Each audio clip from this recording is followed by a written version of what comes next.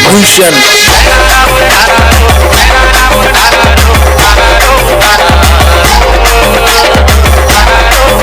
दोस्तों सेवा जोहार, मैं हूं अशोक धुर्वे और आप मेरे साथ हैं अशोक आलदा मोटिवेशन चैनल में। दोस्तों हम इस चैनल में एक नए सब्जेक्ट के साथ आपके साथ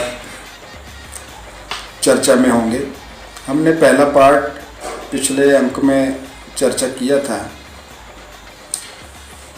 उस अंक के आगे हम अपनी चर्चा करने जा रहे हैं। मानव जीवन में इंसान की अपनी अपनी एक अलग जीवन शैली है, जिससे भटक कर वह मानव समुदायों को वैचारिक रूप से अलग करती है। वैचारिक अलगाववाद के कारण मान्यताएं अलग हो जाती हैं, जहां से वास्तविकता का विखंडन शुरू होता है।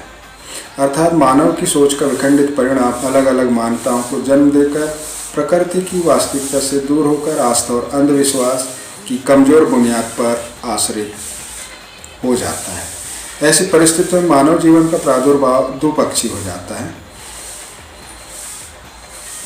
जिन्हें हम क्रम से आशावादी और निराशावादी दो भागों में विभाजित पाते हैं। आशावादी वे लोग हैं जो प्रकृति की वास्तविक मूल्यों पर आशा रखकर प्राकृतिक जीवन जीने के लिए बाध्य होते हैं, जिन्हें प्राकृतिक मूल्यों पर आधारित संस्कृति का पक्षधर माना जाता है। निराशावादी वे लोग हैं जो वास्तविक मूल्यों से भटककर एक ऐसे आश्रय को खोज में रहते हैं, जहां से कुछ पा लेने की आस्था उन्हें काल्पनिक मान्यताओं में खोजते हुए पाया जा सकता है। निराशावादी कभी राम में, कभी रहीम में, तो कभी प्रभु बुद्ध और महावीर में आस्था के तार जोड़कर उनसे सुख समृद्धि हासिल करने की खोज में रहते हैं, जबकि यह सभी चरित्र मानव के विचलित मन को संयमित करने मात्र के मार्ग हैं, मानव बुद्धि को साधने का मार्ग है। सुख समृद्धि क्या है? भौतिक सुविधाओं का आनंद सुख नहीं है, पैसा समृद्धि नहीं है। सुख वह है जहाँ चिंता मुक्त और निरोगी काया से परिपूर्ण। समृद्धि वह है जहाँ हमारे आसपास लोगों का भरपूर प्यार और सहयोग हमारे साथ रहे। वही दुनिया की सबसे बड़ी समृद्धि है, और यह सब कुछ हमें प्रकृति से ही प्राप्त हो सकता है। प्रकृति के समान बिना भेदभाव के लोगों की सेवा करो, अपनी क्षमताओं के अनुसार, साथ ही प्राकृतिक वातावरण में रहिए ताकि आपकी काया निरोगी रहे। यही सुख है। समृद्धि वह है जहाँ ज़्यादा से ज़्यादा लोगों को अपना प्यार बांटो, ज़्यादा से ज़्यादा लोगों का सहयोग करो, बदले में तुम्हें उससे भी ज़्यादा प्यार और सहयोग लौट कर मिलेगा। यही दुनिया की सबसे बड़ी समृद्धि है। जिस तरह प्रकृति सिर्फ हमें देती है, फिर भी उसका खजाना खाली नहीं होता है, जबकि आशावादी लोग प्रकृति की वास्तविकता है जिसकी बुनियाद पर विश्वास रखते हैं। आशा पर आसमान टिका है जहाँ से बारिश एक दिन होनी है। आशाएं उन पेड़ों पर है जहाँ से एक दिन मीठे फल मिलने ही हैं।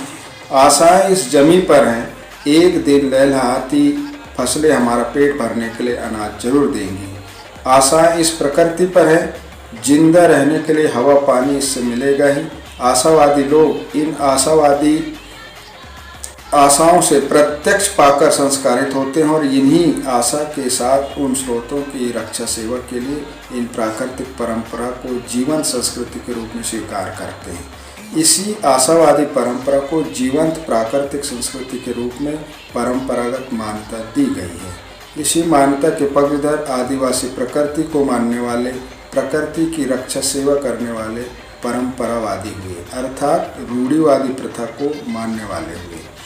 वैश्विक स्तर पर आदिवासी रहते हैं जिनकी मान्यताएं एक जैसी हैं। सभी प्रकृति के मानने वाले, प्रकृति की रक्षा सेवा करने वाले, एक जैसी जीवन शैली की परंपराएं विद्यमान हैं। प्रकृति किसी के साथ भेदभाव नहीं करती है। यही विधा आदिवासियों में है। वे किसी के साथ भेदभाव नहीं करते हैं, सभी के प्रति समान दृष्टिकोण रखते हैं। सरलता इनके स्वभाव में होता है। कठिन परिस्थितियों में भी इन्हें जीना आता है। प्रकृति के सहारे जीवित रहने की कला इनमें होती है। इनमें सरलता, सहजता, निष्कपटता, सेवाभाविता इनका व्यवहार होता है। जिस तरह प्रकृति कभी किसी के साथ भेदभाव नहीं करती है, सेवा भाव से सभी को बराबर हवा पानी, फल फूल, पेड़ों से स्नेह रूपी छांव, त्याग रूपी इमारती जलाऊ लकड़ियाँ प्रदान करती हैं, उसी तरह आदिवासी प्रकृति की रक्षा सेवा के लिए अपना त्याग और बलिदान दिया है और देता रहेगा। यह इतिहास गवाह है। आदिवासी ने प्रकृति की रक्षा के लिए अनेकों सत्याग्रह किए हैं। ऐसे सत्याग्रह से इतिहास भरा पड़ा है। सुना होगा आदिवासियों ने जंगल सत्याग्रह, जल सत्याग्रह और जमीन को बचाने के लिए सत्याग्रह किए, जिन्हें बचाने के लिए अनेकों वीर अपने जीवन का बलिदान देकर इतिहास में अमर हो गए। जिन्होंने अपनी जान की बाजी लगाकर प्रकृति की रक्षा सेवा के लिए जीवन का बलिदान दिया, ऐसे बलिदानियों के नाम इतिहास की बड़ी किताबें लिखा जा सकती है। भारत के कोने कोने में प्रकृति पुत्र पुत्रियों की वीर गाथाएं भरी पड़ी हैं। यह एक शोध का विषय है, जिनके बारे में किताबें नहीं लिखी गई, ना ही उन्हें किसी किताबों में उनके नाम को जगह दी गई। मध्य भारत के इतिहास में खवासा टूजे जिला सिवनी उद्यान पेंच नेशनल पार्क के मुख्य द्वार पर प्रकृति पुत्र पुत्रियों में शहीद बिरजू भोई, मुंडेबाई जैसे वीर शहीदों ने अपना बलिदान दिया। दोस्तों, ऐसे कई वीर सपूतों ने हमारे जल, जंगल और ज़मीन की रक्षा के लिए उन्होंने अपने बलिदान दिए और पर्यावरण को बचाने के लिए ससम्मान उन्होंने सेवा और रक्षा की है। इन्हीं शब्दों के साथ हम इस अंक को यहीं समाप्त करते हैं। अगले अंक में फिर मिलेंगे। जय सेवा, जय जोहार।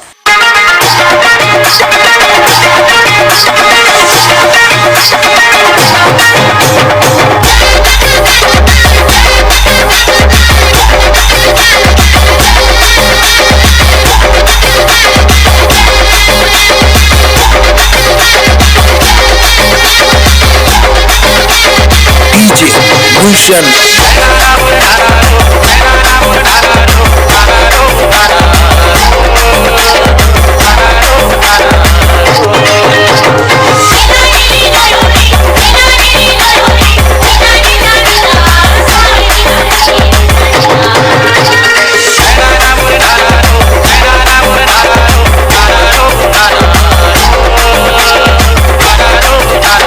DJ Gunshan